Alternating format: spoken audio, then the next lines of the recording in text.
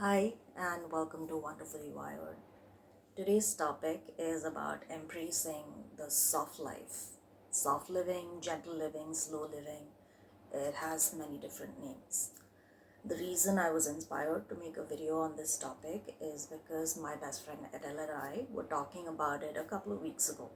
And it's a conversation we've had so many times over the last, let's say, 1 year or so, because it's become a buzzword.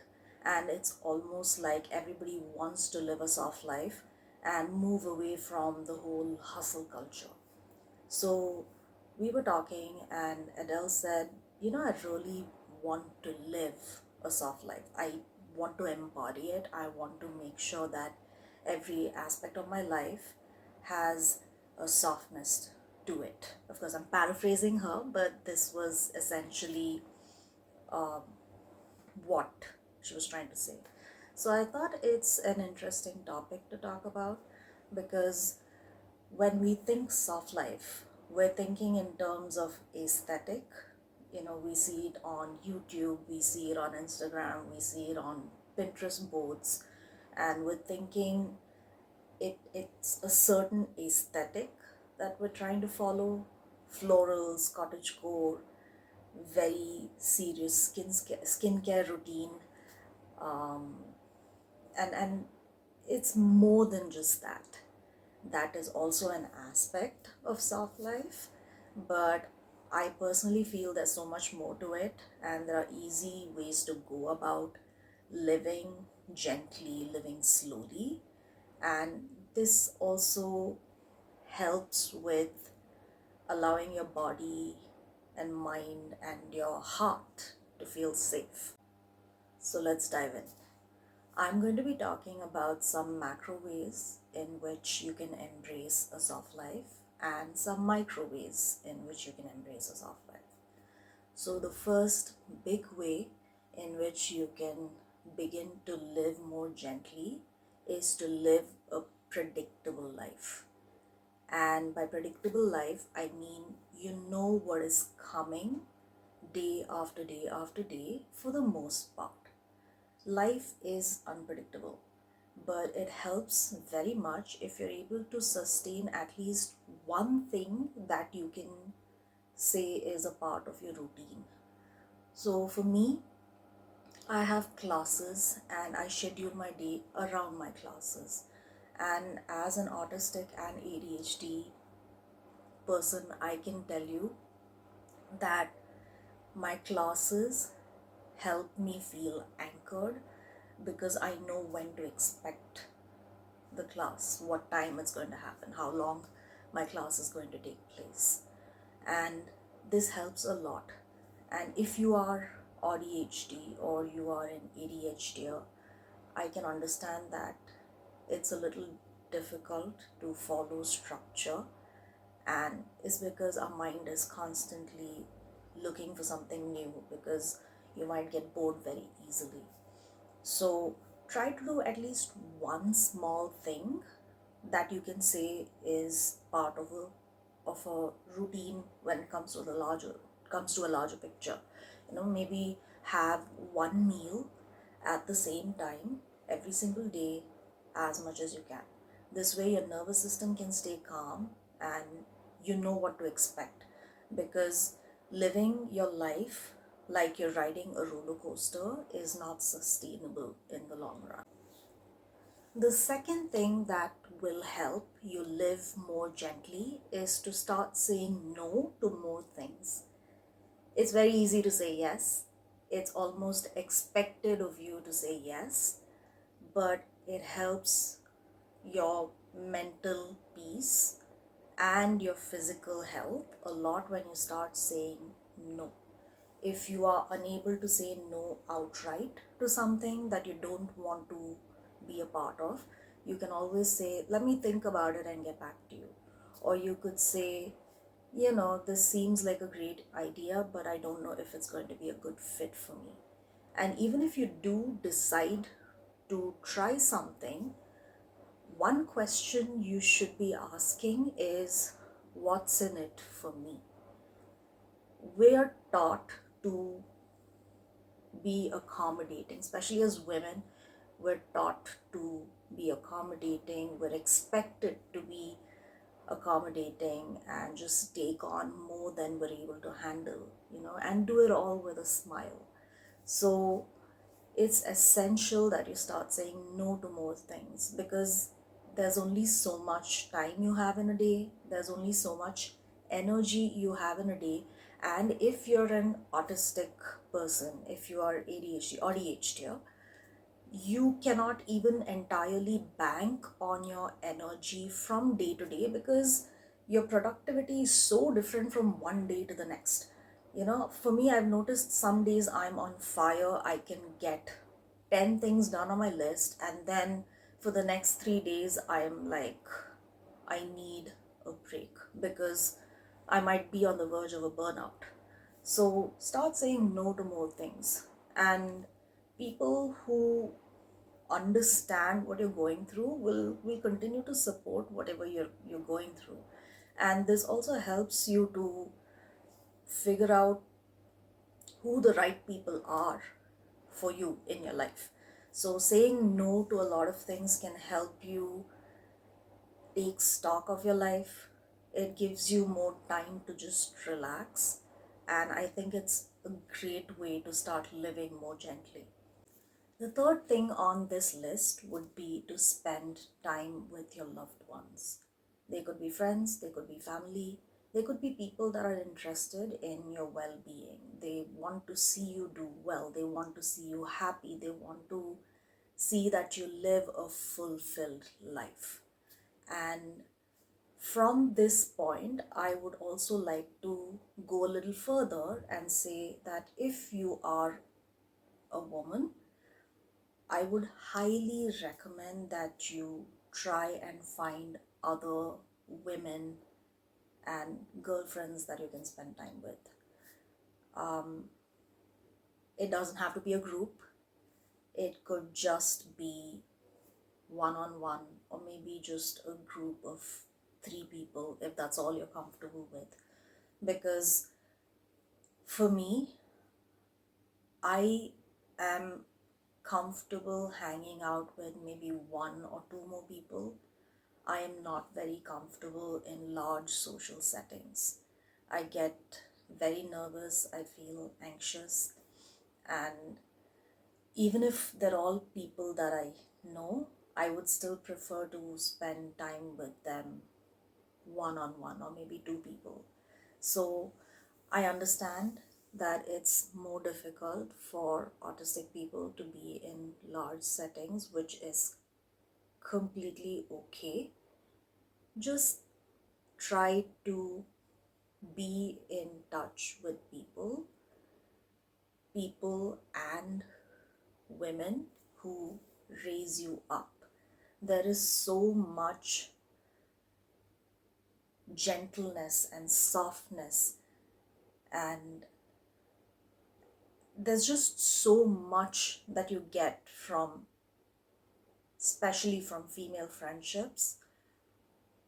I've learned that maybe over the last 10 years or so, because when I was younger, I didn't used to get along with women. And I think it was also because I was projecting certain ideas onto other women.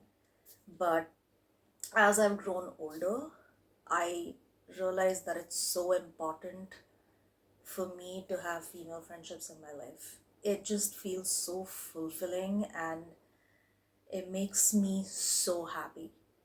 So I would highly recommend that. And I would also recommend that you spend time with people who lift you up.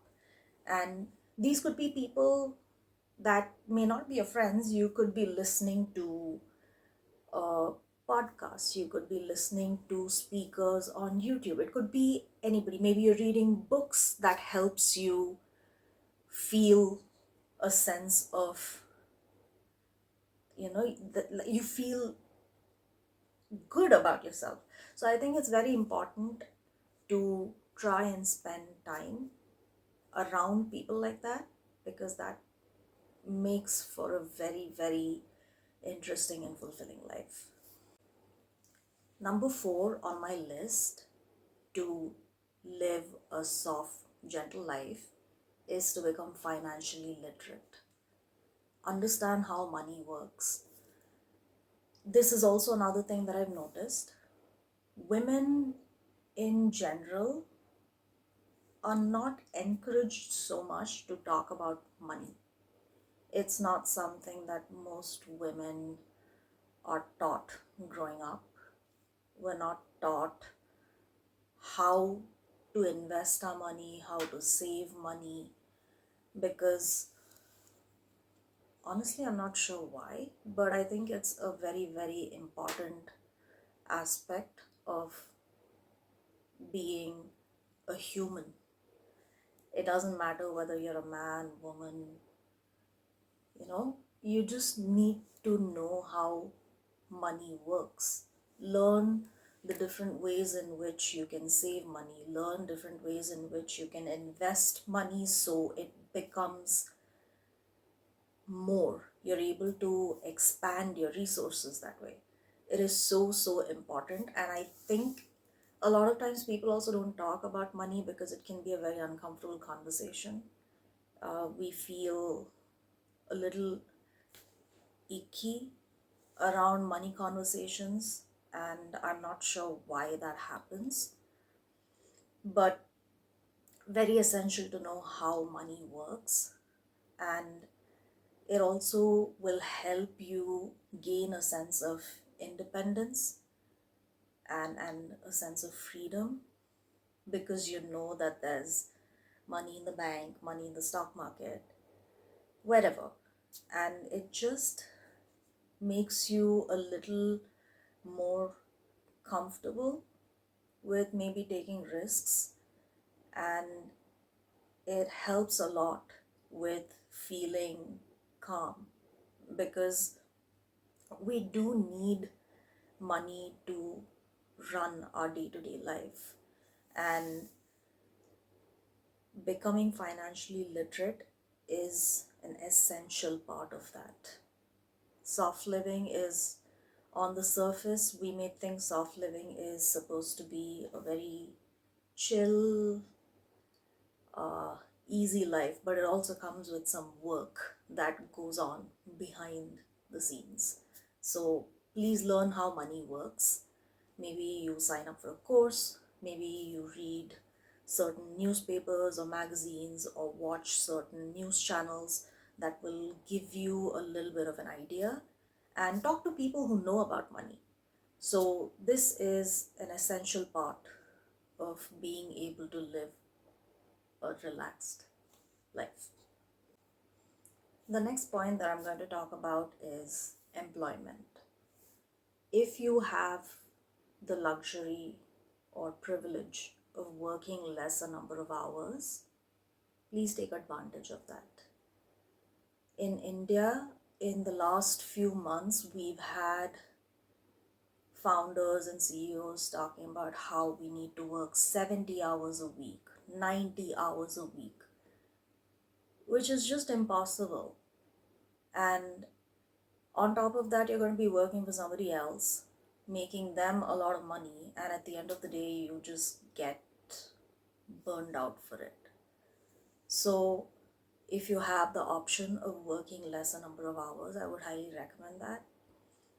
And it's also true statistically that a lot of autistic people have trouble holding a job because of the different ways in which we struggle in a social environment. In the past, I have worked 60 hours a week when I um, worked for an organization. In another job, I had to be available 50 plus hours a week. It didn't mean that I was working that long, but I had to be available. So I would never know when I was expected to show up for work. And this was, the unpredictability of it burned me out. And it was also the insane number of work hours that I had to put in. I couldn't take it anymore. So a couple of years ago, I branched out on my own. I work for myself now, and it has made a huge difference to my mental health, to my physical health, my quality of life. So if you have an opportunity to work lesser number of hours, or you know exactly how many hours you're going to be working a week, you know what the scope of your job is, I would highly, highly recommend it, because that has made a huge impact on my life. And it's one of the biggest, I'd say, biggest ways that it's contributed to me living a soft, gentle, slow life. So please don't underestimate the good things that can come out of working less number of hours. We were not meant to work 8 hours a day, because we don't have the capacity to focus for that long, and it really brings down your productivity. So if you have an option, please, please make use of it.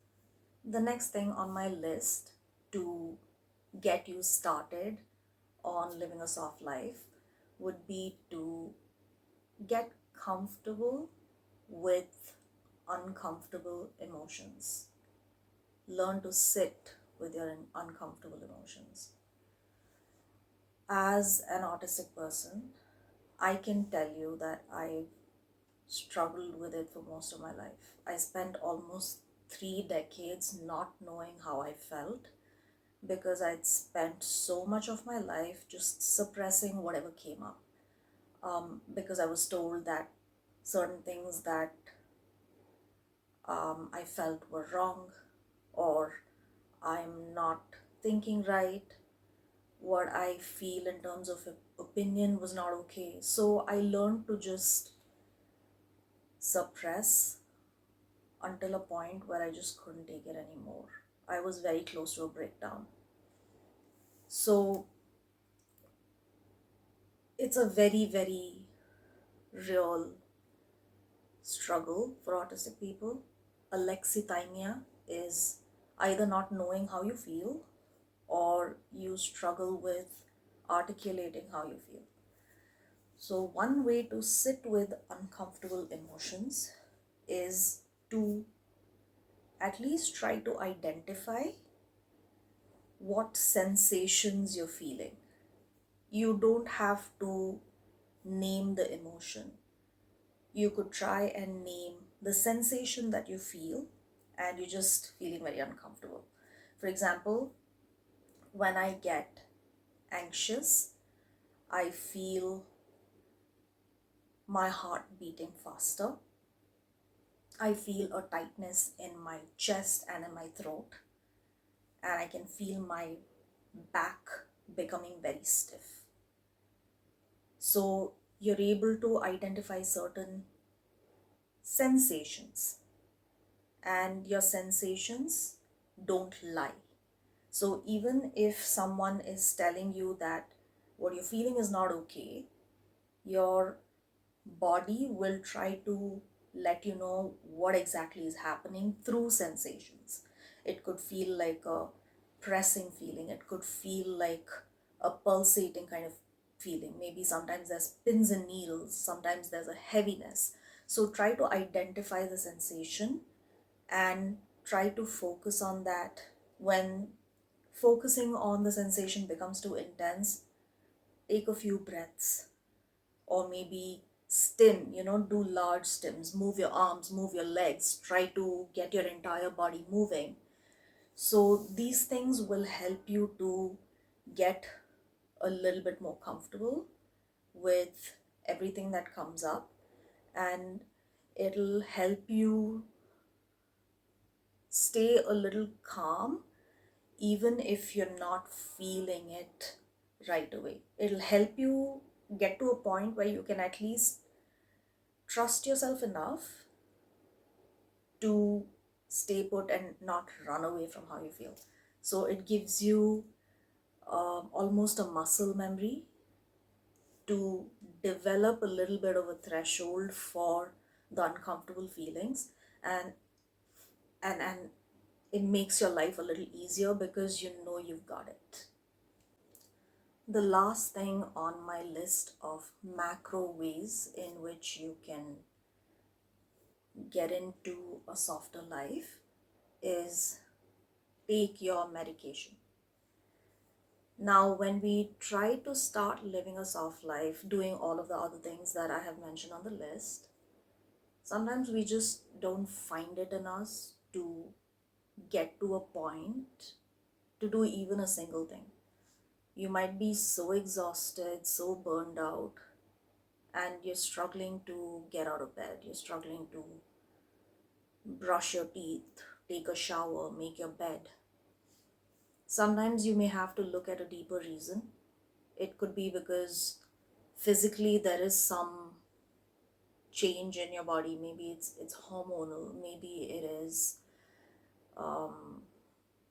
maybe mentally you need a little bit of support. Like autistic people struggle with a lot of gut related issues, physical pain, that's quite common, anxiety, depression, OCD, and like a lot of things that you need to deal with. So, what I would say is please get your blood work done. Check that your sugar levels are normal, cholesterol, thyroid. Speak to your doctor, speak to a healthcare provider, maybe meet with a nutritionist, a therapist, whoever you need to meet with, and take the medication that you need to take, because sometimes that in itself will be a good thing for you because it'll help you to just exist without being in pain all the time.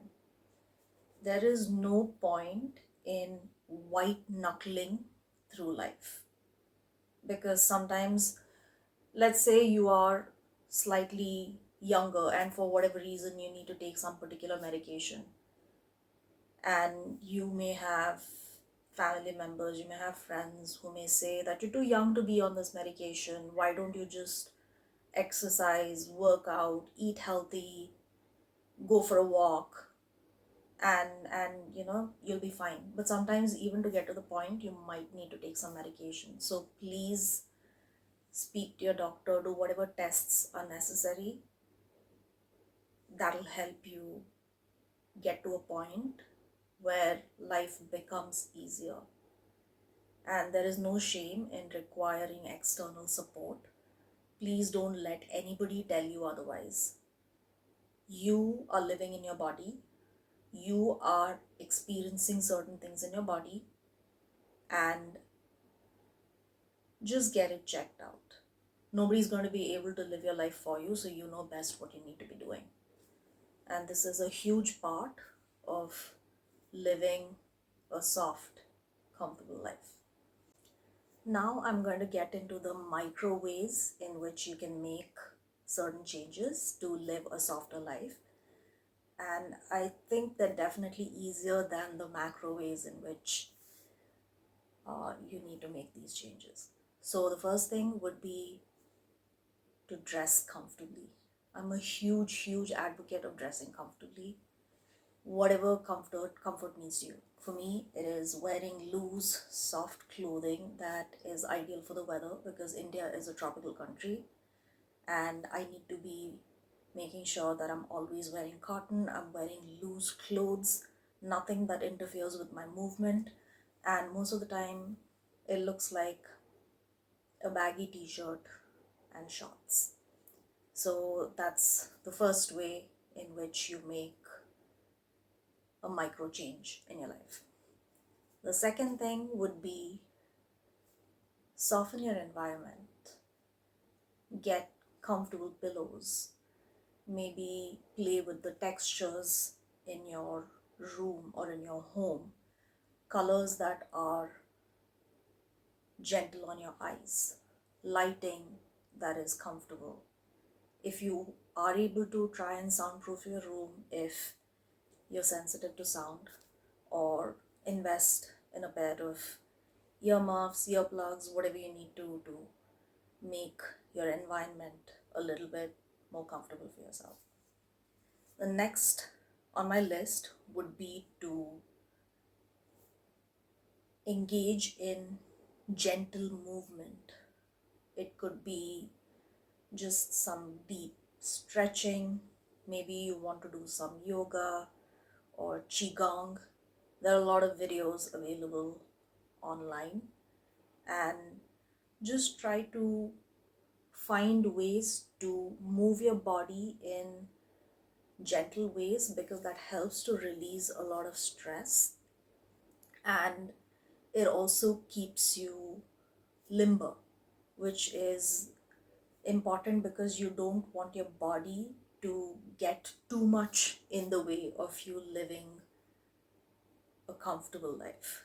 Yes, there are situations where if you're experiencing physical pain like fibromyalgia, it is a little difficult. I get that.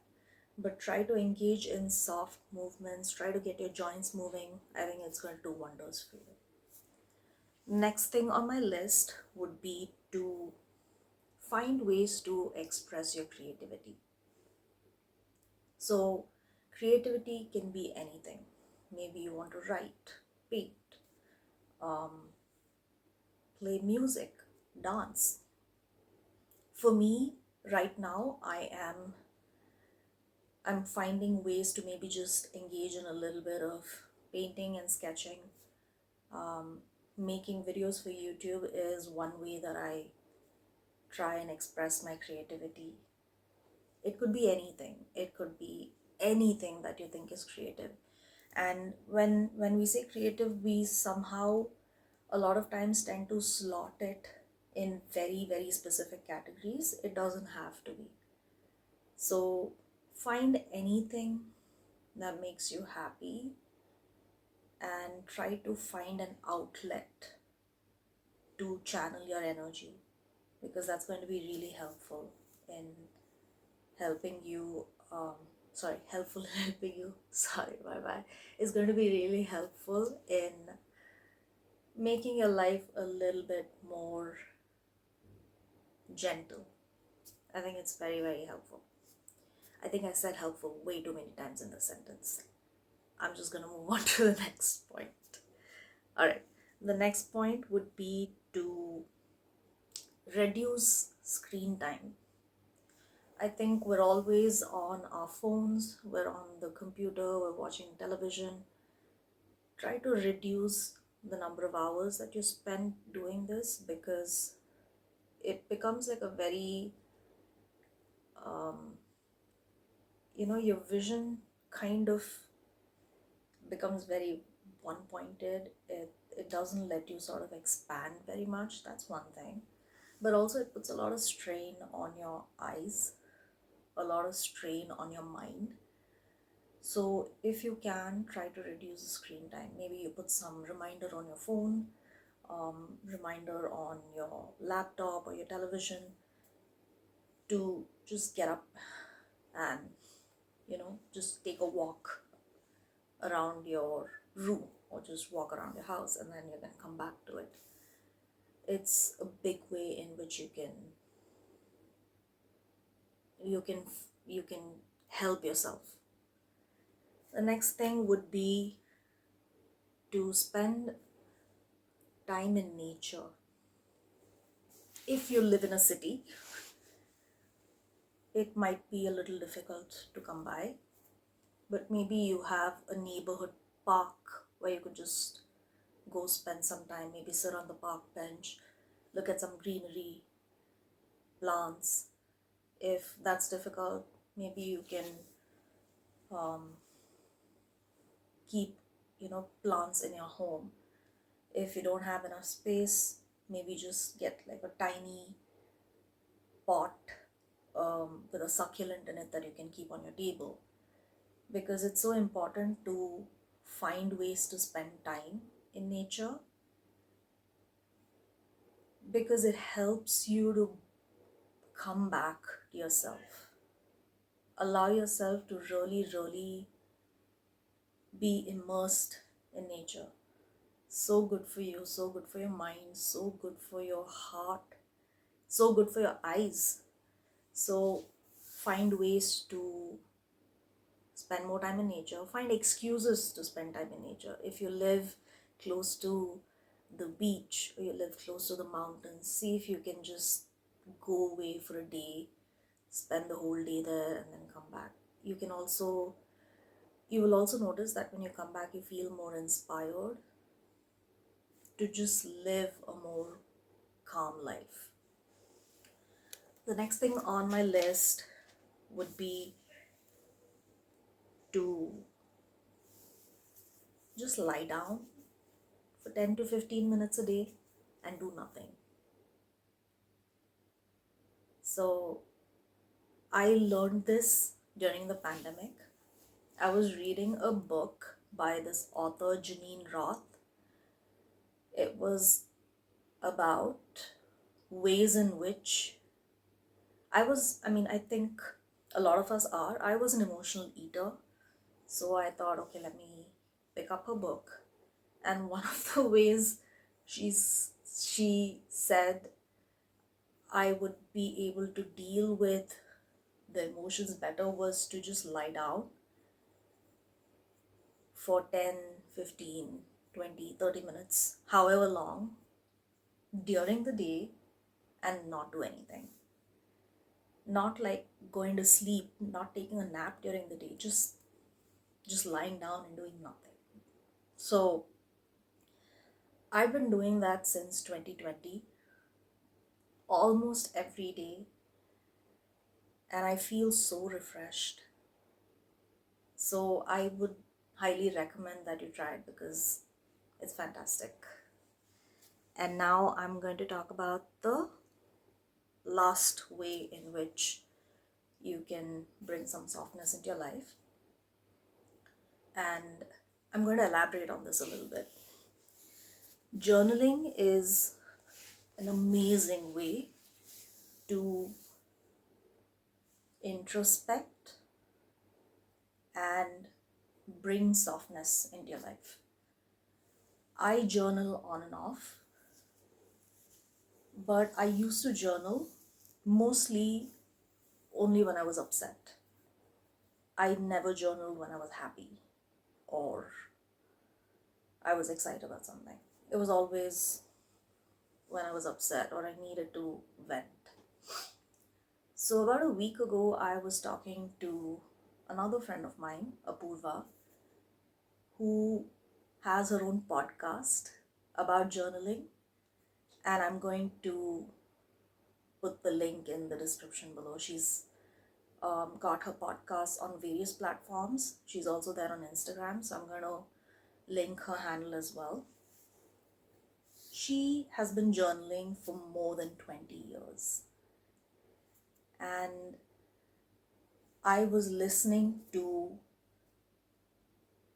the episodes on her podcast and I was able to gain a completely different perspective about journaling in so many areas which I never thought of before.